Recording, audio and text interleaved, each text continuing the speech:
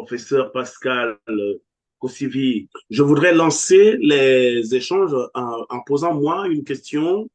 Euh, Votre communication a beaucoup fait la comparaison entre les coups d'État militaires du Niger et du Gabon. Quelle est, en peu de mots, la relation que vous voyez entre les deux? Et surtout, pensez-vous que la situation sociopolitique du Gabon et celle du Niger avant les coups d'État étaient comparables? Oui, merci pour et l'opportunité pour moi d'expliciter cette comparaison.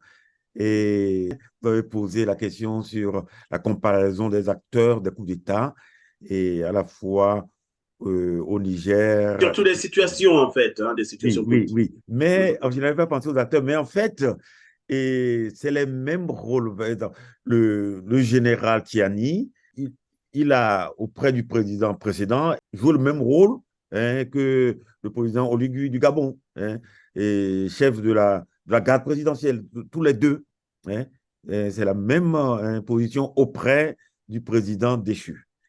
Et bon, mais dans les comparaisons auxquelles moi je pensais, et c'est la différence de réaction, et non seulement de la France, mais des autres pays occidentaux, leur différence de réaction vis-à-vis du coup d'État au Niger et vis-à-vis du coup d'État au Gabon. Et il n'y a eu jusqu'à maintenant presque aucune mesure contre le coup d'État, les auteurs du coup d'État au Gabon, et ni de la part des Français, et ni de la part des autres pays qui sont, par exemple, dans le CERMAC, dans la communauté économique, qui est l'équivalente de la CEDEAO. Aucune mesure contre le coup d'État au Gabon. Donc, c'est quelque chose de frappant. Et, C'est et peut-être dû à la situation physique du président, je veux dire, qui quand même a fait une longue période en train de montrer un état lamentable au niveau international. Je pense que ça a été un soulagement pour tout le monde. Et non, parce que la raison qui a été mise et qui est mise en avant pour s'opposer, pour prendre des mesures contre les auteurs du coup d'État au Niger, c'est le non-respect de l'ordre, la rupture de l'ordre constitutionnel. Et Ce qui est généralement le cas dans un coup d'État, hein, de toute et façon. oui, oui, or, il y a eu rupture de l'ordre constitutionnel au Gabon aussi parce que et, quand il y a élection, et disons que la prise de fonction du nouveau président, c'est toujours après un délai. Donc, quand le coup d'État au Gabon a été fait, ben, c'est le président en place qui représente l'ordre constitutionnel. hein. Et même si sa réélection disons, a été remise en cause par les auteurs du coup d'État, il incarnait l'ordre constitutionnel. Et donc, l'ordre constitutionnel a été renversé au Gabon, mais sans que cela soulève la moindre indignation et encore moins la moindre hostilité. hein. Alors que le même ordre constitutionnel qui a été renversé jusqu'à maintenant, et ça suscite l'hostilité, non seulement de la part et de l'ancienne puissance coloniale française, mais de la part de plusieurs pays africains qui défendent les intérêts de la France. Et donc, je rappelle que ça fait bientôt 3 mois, puisque les mesures ont été prises le 30 juillet, le 30 octobre, nous serons 3 mois. Donc, 3 mois de mesures inhumaines et presque personne ne bouge. hein. Et tout à l'heure, j'ai fait allusion au problème humanitaire à Gaza. Et quand Bon, je dirais, le régime, quand le régime ultra-droitier de Netanyahou a imposé euh, presque un génocide, un blocus, ben, le président américain, bon, il a tapé sur la table pour qu'on respecte au moins un minimum d'assistance humanitaire. Hmm. Mais en 3 mois, personne ne s'est préoccupé. Ah oui, c'est vrai que les droits de l'homme de l'ONU a fait pression pour qu'il y ait une aide humanitaire qui soit accordée. Hein. Et c'est vrai. Mais depuis 3 mois, personne ne réclame la fin de ces mesures inhumaines contre le peuple, pas seulement contre les auteurs. C'est que même les organisations panafricaines ne montent pas au créneau, hein, pour, réclamer l'abolition de ces mesures. Hein. Et bon, donc c'est pour cela que, à la fin de mon intervention, j'ai proposé une solution j'ai proposé que notre organisation monte créneau auprès de l'Union africaine pour mettre fin à ces mesures. Et si on veut Alors, mettre... vous parlez justement de l'Union africaine, je vais y venir tout de suite. Mais je voudrais d'abord poser la question, comment le Niger s'en sort avec comment les populations vivent ces mesures? Je veux dire, il y a des pénuries graves sur place ou bien quand même avec disons, la coopération avec l'AES, Oui, c'est ça. ça Bon, produit. je crois que c'est la coopération avec justement le Burkina et le Niger qui atténue un peu la misère. Mais je crains que beaucoup de problèmes, vous voyez, par exemple, les gens qui sont hyper tendus, ils ont besoin de prendre tous les jours, hein, et des comprimés. Mais moi, je suis sûr que les hypertendus au Niger, ils ne peuvent pas s'approvisionner régulièrement. Et même à Paris, il y a des ruptures en approvisionnement de certains comprimés peu, un peu spécialisés. Hein. J'ai fait les frais il y a quelques mois en plein Paris. J'ai dû faire le tour de plusieurs pharmacies pour pouvoir trouver des comprimés qui m'ont été prescrits. Donc, j'imagine que ceux au Niger, là, qui doivent prendre régulièrement un comprimé, non, non, non, je crains qu'il ne, même avec le soutien du Burkina, du Niger, il ne peut pas résoudre ce problème. Le soutien, je crois, du Burkina Niger permet de résoudre les gros problèmes alimentaires et approvisionnement peut-être en carburant, bon, le gros problème. Mais je crains que les problèmes de l'approvisionnement en produits pharmaceutiques pointus ne soient pas résolus. Donc, moi, je trouve que non, on doit se mobiliser pour mettre fin le plus tôt possible, hein, à ces mesures économiques inhumaines, hein, contre Mais alors, le peuple qui est pris en otage. je Euh, vous comprends parfaitement, mais alors, en fait, euh, vous appelez l'Union africaine pour, disons, un peu ramener à l'ordre la CDAO, c'est ça. alors que l'Union africaine est décriée aujourd'hui par d'autres panafricanistes comme étant, comme la CDAO, un peu, disons, sous contrôle et surtout pas attentif aux, disons, aux intérêts des populations africaines. C'est vrai, mais Bon, par... je Oui, le dis, hein, ce n'est pas une je sais affirmation que de moi, j'entends mais la disons, je le critique. dis comme ça Oui, pour dire voilà, qu'en fait, c'est une j'entends, vision qui est clairement exprimée comme ça c'est aujourd'hui. vrai, et c'est vrai. Et voilà, ce qui explique, je dirais, selon moi, l'asservissement des dirigeants de la CDAO à la France, c'est la prise en charge à 100% du budget de la CDAO par l'Union européenne. À ma connaissance, c'est l'Union européenne qui prend en charge à 100% le budget. Il paraît que même le pays le plus riche d'Afrique, comme le Nigeria, il paraît que le Nigeria ne paie pas sa contribution à la CDAO. Et depuis presque toujours. Non, en tout cas, depuis des décennies. Et donc, la CDAO fonctionne avec le financement de l'Union africaine, de l'Union européenne. Et c'est ce qui donne à Macron le culot de donner des ordres aux dirigeants de la CEDEAO. On dit que le payeur est le donneur d'ordre. Le payeur de la CEDEAO, c'est la France, donc la France est le donneur d'ordre.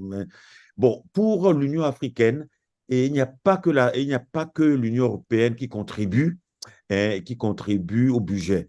Il y a l'Union européenne, il y a les États-Unis et la Chine. Et la Chine Tout est contribue. extériorisé en somme, en fait. Il Oui, n'y a oui, pas c'est ça. Oui, il n'y a oui. pas une capacité africaine réelle Oui, à c'est ça, c'est ça. faire en sorte que cette Oui, organisation soit autonome. exactement. Mais il n'y a pas un monopole du financement. Il n'y a pas de monopole du financement extérieur et de l'Union africaine, comme c'est le cas de la CEDEAO. Donc, la CEDEAO a un peu plus de marge de manœuvre par rapport à l'Union européenne. Et en gros, en ce qui concerne l'Afrique, l'Union européenne laisse tout gérer par la France. Ce n'est pas directement la France qui finance, mais comme c'est l'Union européenne, l'Union européenne laisse la France gérer et les pays qui sont ses anciennes colonies. Et donc, je pense que l'Union africaine a un peu plus de marge de manœuvre par rapport à la France. Mais toujours est-il que dans l'Union africaine, il y a des pays qui défendent les intérêts africains comme l'Algérie.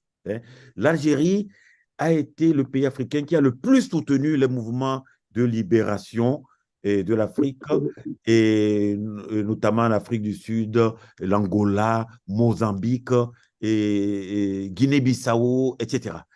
Et l'Algérie a gardé cette volonté d'aider les pays africains opprimés à se libérer. Et donc, je sais que au niveau, l'Algérie fait actuellement partie du Conseil de paix et sécurité de l'OUA.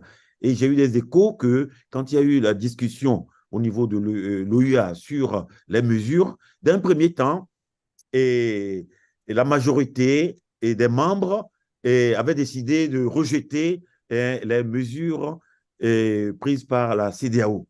Mais apparemment, les financiers de l'Union européenne ont fait pression et disons, les pays membres, même l'Algérie, s'est dédié. Et par exemple, le président du Conseil de sécurité de paix, c'est, je crois, le ministre des Affaires étrangères du Burundi. Il a fait une déclaration pour rejeter les mesures de la CEDEAO, mais à la fin, ils se sont tus. L'Algérie s'est tue le Burundi s'est tu. Bon, et le communiqué de l'Union africaine qui a été publié, curieusement, n'a été signé par personne. On ne sait pas qui a signé ce communiqué. On ne sait pas si c'est le président de la commission, est-ce que c'est le président du Conseil de sécurité, rien, c'est le flou. Le communiqué a été publié sans signature. Sans signature. Oui. Ça Personne n'a montre voulu vraiment, prendre de risques. ah oui, que c'est vraiment une magouille et clairement, et c'est les financiers de l'Union africaine, certains financiers qui ont dû faire pression. Je suppose que ce n'est pas la Chine, parmi les financiers, qui ont fait pression. Bon, vous savez que la Chine non seulement contribue au budget, mais vous savez que c'est la Chine qui a fait le don des bâtiments, des nouveaux bâtiments de l'Union africaine. Donc, la Chine fait partie des financiers et des soutiens Donc, des de l'Union contrôleurs. africaine. Mais je ne pense pas que la Chine ait fait pression pour que les mesures de la CEDEAO ne soient pas rejetées. Je suppose que c'est l'Union africaine et peut-être les États-Unis qui ont fait pression pour que l'Union africaine, de manière hypocrite, dit qu'elle prend acte des décisions, alors que c'est contraire à la décision qui a été rapportée par la majorité. Même le journal Le Monde avait rapporté que la majorité des membres du Conseil de sécurité avaient tranché pour rejeter. Donc, l'information était tellement officielle que le journal Le Monde l'a rapporté. Mais à la fin, les pressions ont étouffé cette et cette décision du Conseil de sécurité. Ce qui m'étonnait, c'est que même un pays comme l'Algérie soit laissé faire. Bon, tu est-il que si officiellement l'Union africaine prend en main le dossier, des pays comme l'Algérie et le Burundi, je suis sûr que là, ils auront plus les coups des franches pour défendre le droit et surtout le panafricanisme et l'humanité. Hein, voilà. Et quoi qu'il en soit, on peut démontrer par A plus B que les chefs des États de la CEDEAO, ils ont violé leur propre texte. Donc, Justement, il je faut voudrais qu'ils parler soient des textes. sanctionnés.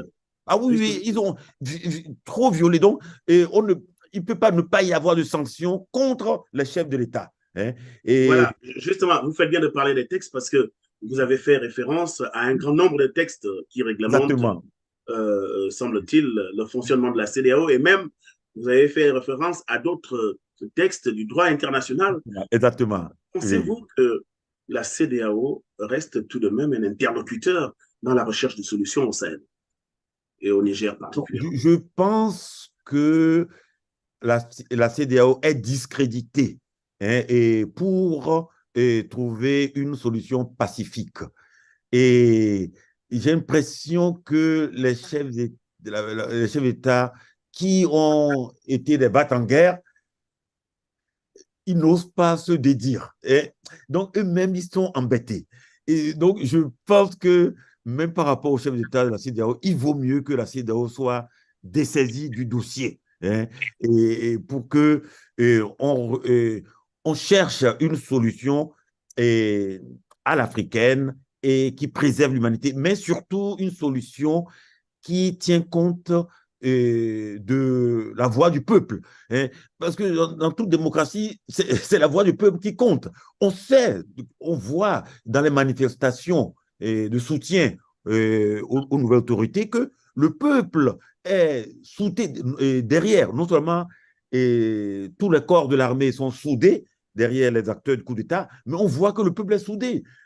Donc, tout le monde sait que si on demande au peuple de se prononcer, la réponse est claire. Mais pour sauver la face, il faut que l'Union africaine accepte de recourir au peuple, qu'on demande au peuple. Est-ce que le peuple qui est détenteur de la souveraineté veut accorder pour un temps, un an, 2 ans, moi je pense que l'idée, compte tenu des transitions dans les autres pays du Sahel, je pense qu'il faut une transition de minimum et 2 ans. Hein. Bon, d'un autre côté, on ne sait pas trop par quel mécanisme l'Union africaine pourrait poser une telle question à des peuples, étant donné qu'il n'y a pas de texte qui le permette. Je voudrais juste souligner une chose. Bon, alors, j'ai vu des mains levées, enfin, j'ai vu une main levée, mais Oui. de quelqu'un où c'est écrit iPhone. Est-ce que vous Ouais, pouvez ouais. mettre votre nom? Ouais, c'est Simon, c'est Simon, c'est Simon. Ah, OK. Ouais, D'accord. je suis désolé, j'ai voulu intervenir. Oui, oui, D'accord. allez-y. Je crois que le débat a atteint un niveau très, très élevé.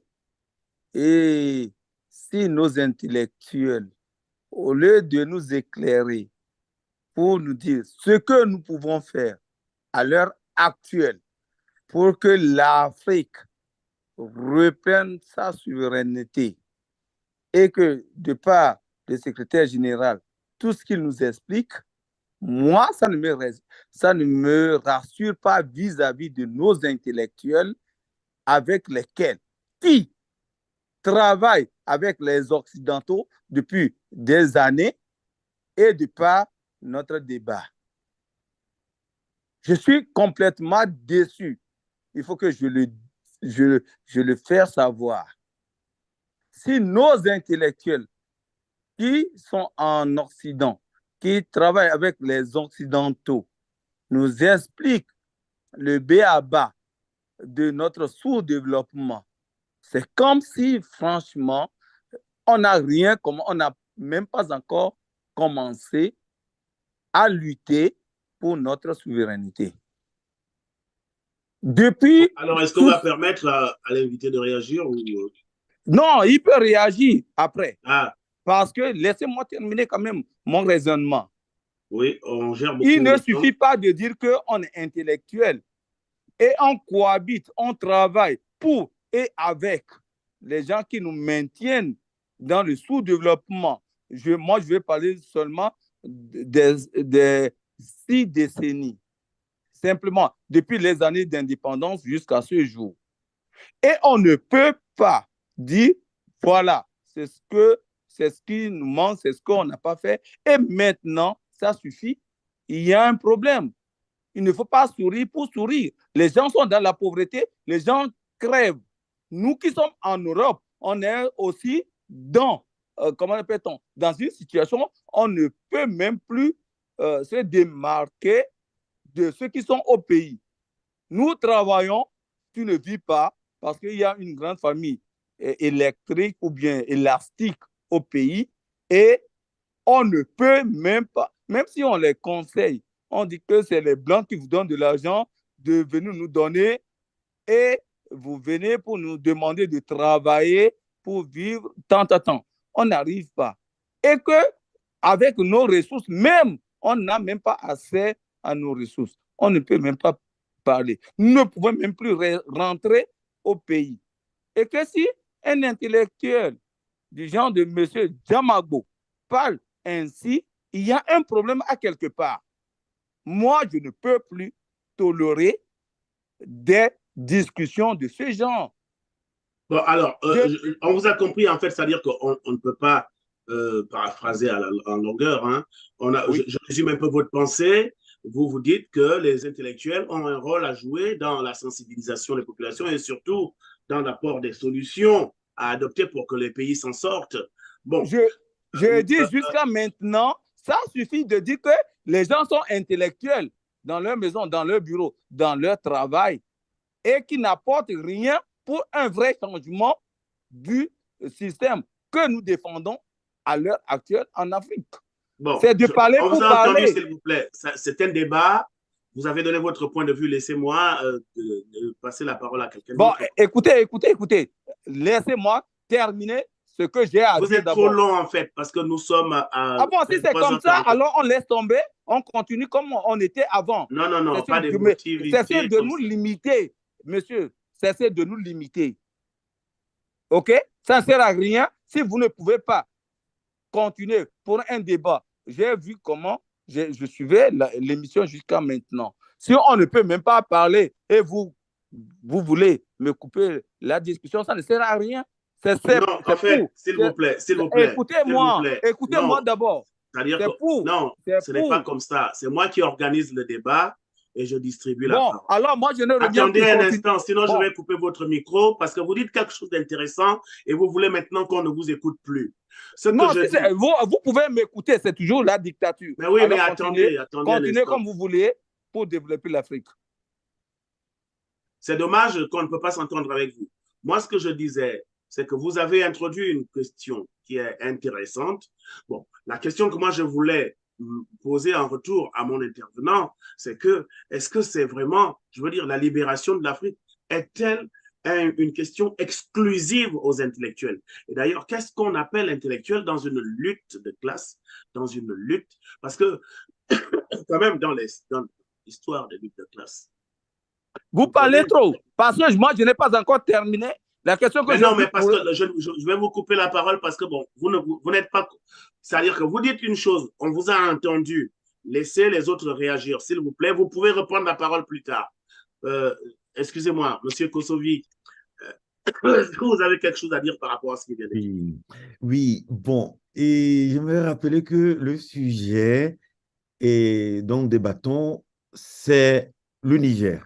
Je dirais c'est la souffrance du peuple du Niger et qui subit une punition collective et d'une sévérité qui n'existe dans aucun cas. Et j'ai rappelé que les mesures imposées depuis 3 mois contre le peuple nigérien, c'est plus dur que les mesures imposées par les Occidentaux contre les Russes, contre la Russie pour cause d'agression d'un voisin. Et j'ai rappelé que même le peuple de Gaza qui est sous les bombes, et a bénéficié plus d'un soutien humanitaire que le peuple du Niger. Donc, il y a une urgence humanitaire concernant le Niger.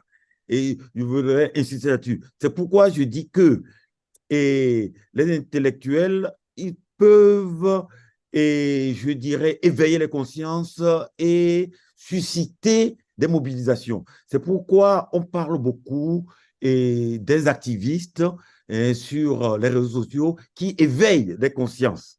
Hein, et c'est un rôle d'intellectuel qu'ils jouent.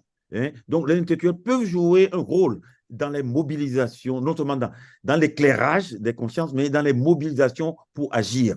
Et moi, j'insiste pour qu'on agisse hein, et pour arrêter la souffrance du peuple nigérien, hein, du Niger, et qu'on fasse pression sur l'Union européenne, hein, non, pas justement, on fasse pression sur l'Union africaine, hein, parce que 3 mois hein, de mesures inhumaines, c'est trop. Hein. Il faut que ces mesures s'arrêtent. Maintenant, une fois qu'on aura résolu les questions humanitaires urgentes, il faut résoudre les problèmes de développement auxquels est confronté le Niger. Bon, le Niger est le deuxième pays le plus pauvre au monde. Et pourtant, c'est un des pays les plus riches en ressources minières. Et la raison, c'est que et, la compagnie française qui exploite, qui s'appelle maintenant, c'était Areva, maintenant Orano, mais il pille ses richesses d'uranium. Il paraît que sur 1000 francs de bénéfices dégagés, il y a à peine 90 francs qui revient, oui, qui reviennent au pays. C'est un pillage. Hein, alors que quand la même société va exploiter l'uranium dans des pays d'Asie centrale, eh bien, il achète, et la même société française achète le kilo d'uranium 5 fois plus cher qu'il ne l'achète au Niger. Donc, ce qui explique l'état de pauvreté du Niger, au point d'être le deuxième pays le plus pauvre au monde, c'est l'exploitation honteuse hein, des richesses du Niger par les sociétés françaises. Et, eh bien, après avoir résolu dans l'immédiat de quelques semaines, quelques mois, le problème humanitaire, eh bien, les intellectuels africains doivent soutenir les nouvelles autorités du Niger pour mettre fin à l'exploitation économique du Niger, hein, pour que les ressources minières du Niger, non seulement l'uranium, mais le pétrole, hein, que ça puisse profiter pour le bien-être hein, de tous les Nigériens, comme par exemple les ressources pétrolières des pays du Golfe, on voit que ça profite à tous les citoyens. Donc, on peut arriver là. Et il faut la pression des intellectuels, des activistes, des veilleurs de conscience. Hein, et pour en arriver là, mais l'urgence sur laquelle moi j'insiste, c'est arrêter les mesures inhumaines hein, dont souffre le peuple nigérien. Et quand on aura desserré disons, la pression sur le coût des Nigériens. Et là, on peut pousser les nouvelles autorités hein, à prendre des mesures économiques pour vraiment soulager la misère. Et normalement, on doit interpeller l'UAMO, la CDEA. Non, la CEDEAO, normalement, a une vocation économique, d'intégration économique.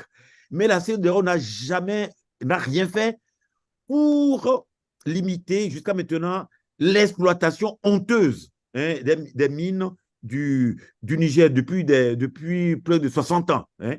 Donc, on doit continuer à interpeller la CEDEAO, non seulement pour mettre fin à ces mesures inhumaines, mais pour que la CEDEAO hein, aide sur le plan économique le Niger à élever son niveau de vie, à sortir du rang des pays les plus pauvres au monde. Hein. Donc, moi, je pense que la critique qui a été faite aux intellectuels, elle n'est pas fondée parce que c'est les intellectuels qui éveillent les consciences et qui peuvent pousser hein, les acteurs politiques à agir. Et à la conclusion de ma communication, eh bien, j'ai lancé un appel non seulement à l'ONS, mais à d'autres organisations panafricaines pour qu'on fasse pression sur l'Union africaine et pour mettre fin le plus tôt possible à la souffrance.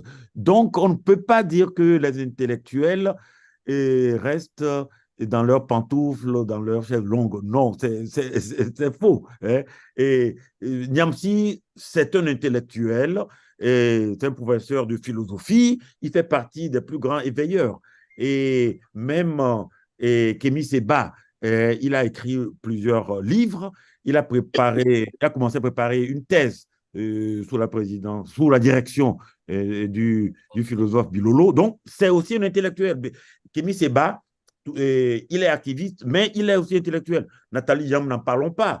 Moi, je trouve que Nathalie Jambe est parmi les activistes et celle qui a, je dirais, heureusement, le plus structuré. Pour moi, c'est un intellectuel. Donc, il n'y a pas d'opposition entre les intellectuels et les, pas activistes, mais ceux qui font bouger les choses. Donc, c'est un faux procès qui est fait aux intellectuels. Et Nkrumah lui-même, c'était un grand intellectuel. Il est resté l'un des plus grands acteurs africains. Et les autres grands panafricanistes sont aussi des intellectuels. Donc, non, le procès fait aux intellectuels n'est Alors, pas... on vous a compris, on vous a bien compris, hein, professeur. Donc, Bon, je ne voudrais surtout pas ici que les échanges entre nous tournent à la polémique. d'accord. Euh, alors, Oui, notre ami Simon a soulevé une question, oui, nous avons tenu compte. Il faut juste savoir que nous gérons le temps. Si nous donnons un peu plus de temps de parole aux panélistes, c'est parce que c'est eux qui ont fait la conférence. Donc, de temps en temps, si vous avez une intervention à faire, soyez bref, posez le problème et puis on en débat. On n'est pas en guerre, on ne s'affronte pas. Est-ce que quelqu'un d'autre parmi les panélistes voudrait peut-être dire quelque chose à ce sujet ou pas? Oui, je vois que Marc Ulrich voudrait réagir. Oh, pas vraiment, mais simplement dire que la bataille de la libération, c'est une bataille, on l'a dit un peu lors des dernières réunions de l'ONS, c'est une bataille des forces vives de la nation. Les intellectuels, les intellectuels portent le lead de la bataille, mais un général a besoin de troupes. Donc, toutes les composantes de la société devraient, à la lumière des intellectuels, participer aux directives qui sont données, aux orientations qui sont impulsées. Les intellectuels portent le lead, mais un général sans troupe ne pourra pas faire de magie. Donc, à côté des intellectuels, toutes les forces de la nation, les étudiants, les planteurs, les villageois, les citadins, à toutes les échelles de la société devraient participer à cette œuvre de délivrance.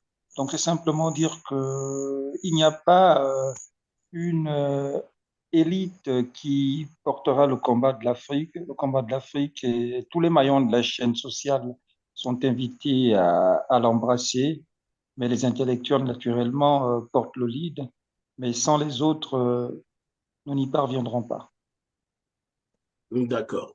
Bon, alors, il y a quelqu'un qui a écrit sur le chat qui dit qu'il ne trouve pas normal qu'on ait coupé la parole. C'est Chimène, en fait, qu'on ait coupé la parole. Je dis que nous sommes dans un débat, personne n'est ici pour affronter personne, en fait. On ne se jette pas la pierre, nous défendons des points de vue, et ces points de vue-là, il faut les défendre parce que lorsque, je veux dire, quelqu'un l'a dit, la noble pensée ne peut atteindre l'esprit si l'oreille est écorchée. Si vous écorchez l'oreille, on ne vous écoute plus. C'est ça le problème, en fait. Nous sommes là en responsabilité et nous devons échanger entre nous. Si quelqu'un veut prendre la parole, qu'il lève la main, il prendra la parole et puis on passera. Et je vois d'ailleurs que M.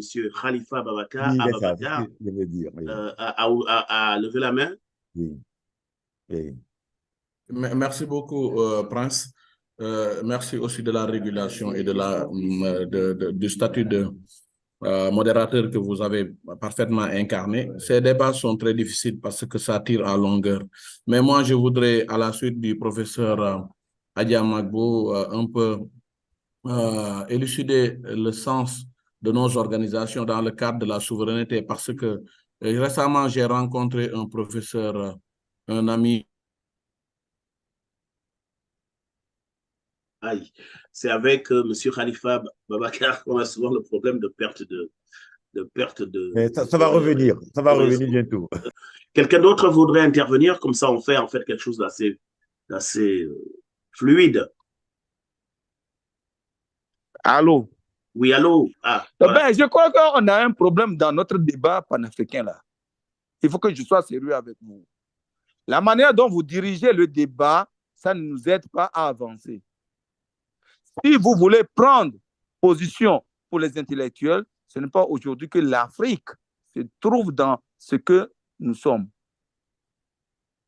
D'accord?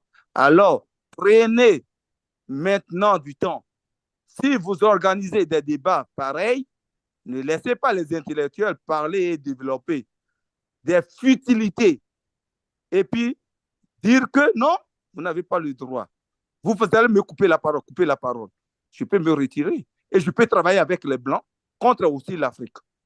Il faut que vous compreniez ça. Si c'est votre intention, ça non, laissez-moi terminer. Laissez-moi, oui, je suis énervé. Mais non, personne ne s'énerve ici. Moi, je suis énervé vous prenez le temps de la manière dont vous m'avez traité. Voilà. Ces intellectuels étaient là depuis la nuit des temps. Et aujourd'hui, on dit, ça suffit. Laissez-nous, donnez-nous la parole. On n'a pas besoin de titres. Bon, alors, qu'est-ce que vous voulez dire de concret par rapport au combat? C'est ça qui nous intéresse. C'est ce que pas pour attaquer quelqu'un, mais dites-nous, vous, vos solutions, c'est quoi? Ma solution, je dis, oui. Laissez de donner toujours la parole, soi-disant, c'est pseudo-intellectuel. Oui, vous avez la parole. On a laissé les intellectuels de côté. Là, vous avez la parole. Qu'est-ce que vous pouvez dire aux Africains pour qu'ils trouvent des solutions à leurs problèmes, là, maintenant? Aujourd'hui, moi, je vous dis, c'est de retourner à la base, auprès de nos populations qui souffrent. Cesser des débats intellectuels sans issue dans les médias. Qu'est-ce que nous pouvons faire pour sensibiliser nos populations de base qui souffrent? Ils doivent comprendre qu'on pense à eux et comment nous voulons avancer. Le débat que vous menez sur le plateau, c'est trop élevé pour les populations de base. Réfléchissons-nous comment nous pouvons les atteindre dans leur village. Alors, vous les atteignez comment? Oui. Quelle est votre solution pour les atteindre? Parce que nous sommes, si vous avez regardé toutes les personnes qui sont là, nous sommes disséminés dans le monde. Il y en a qui sont en France, en Afrique, en Amérique et ainsi de suite. Alors, vous voulez quoi? Que pour que les villageois puissent être sensibles à notre discours, il faut que nous tous là, on se dise, on prend l'avion demain, on va dans les villages au Togo. Non. Prendre l'avion, prendre l'avion, c'est trop dit. Maintenant, c'est de former des comités villageois de par notre investigation partout où nous sommes. Nous avons des familles dans des coins reculés dans nos pays africains. Leur faire savoir notre intention des discussions intellectuelles niveau élevé ne va pas changer la donne. C'est les gens de la ferme là qui se lèvent pour dire voilà, nous, ce que nous pensons, seul qui peut nous aider aujourd'hui.